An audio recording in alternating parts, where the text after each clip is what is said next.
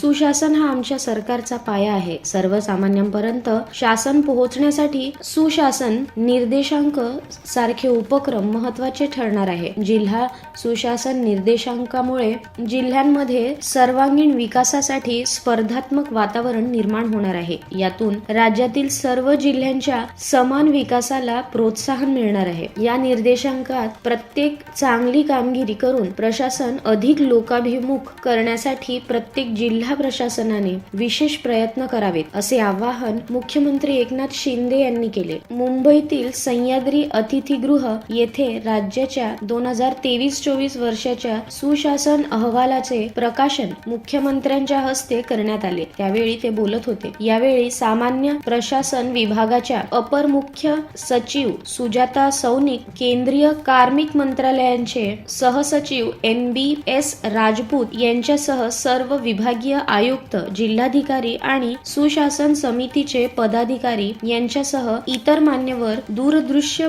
प्रणालीद्वारे उपस्थित होते.